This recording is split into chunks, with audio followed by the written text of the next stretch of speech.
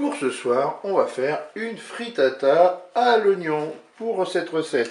Alors déjà, on va commencer. Là, j'ai un moule, c'est une poêle sans queue qui fait 20 cm. Eh bien, j'ai mis un papier de cuisson. Ensuite, là, j'ai 6 œufs.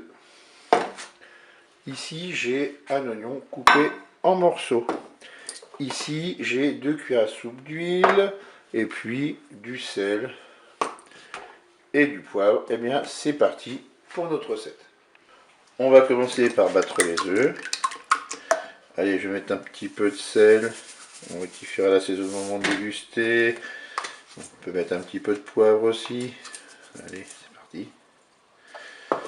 Après, vous pouvez mettre des épices, vous pouvez mettre du curry aussi, par exemple. Pour l'assaisonnement, c'est un peu comme chacun le sent.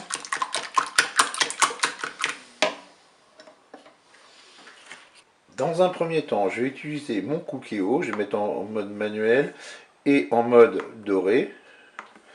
Je vais verser mon huile dans la cuve du Cookéo.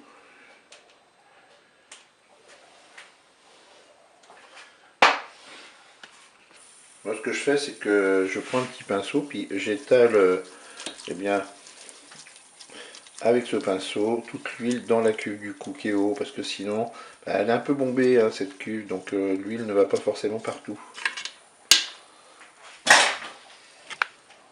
Alors même si le préchauffage n'est pas terminé, je vais commencer à mettre mes oignons dans la cuve.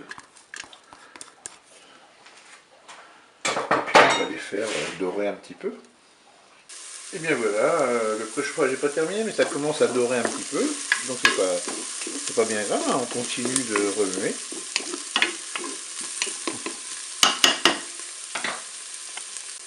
Allez, mes oignons commencent à dorer, je vais arrêter tout ça, enfin le mode doré.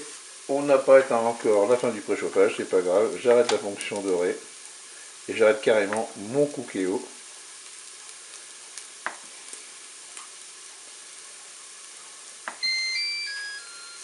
J'ai déposé les oignons dans mon moule sur le papier cuisson.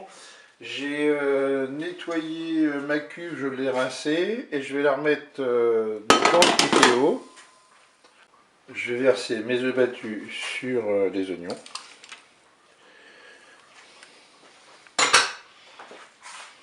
J'ai déposé mon moule dans la cuve du Cookéo. Maintenant, je vais faire la cuisson avec quoi? Avec le couvercle extra crisp de Cookéo. Je le pose sur la cuve. Le Cookéo, lui, est éteint électriquement. Maintenant, j'ai branché mon couvercle, bien sûr, et je vais programmer la température. J'appuie sur le petit timer ici. Donc, on me propose 200 degrés, c'est un petit peu fort. On va descendre à 180 degrés. Je rappuie sur le petit timer ici et je vais partir sur 20 minutes de cuisson. Et je fais start. Et la cuisson démarre. Et bien voilà, la cuisson est terminée. Il ne reste plus qu'à déguster cette frittata avec pourquoi pas une petite salade et puis après un petit fromage pour finir. Et bien je vous dis au revoir et à bientôt pour d'autres recettes.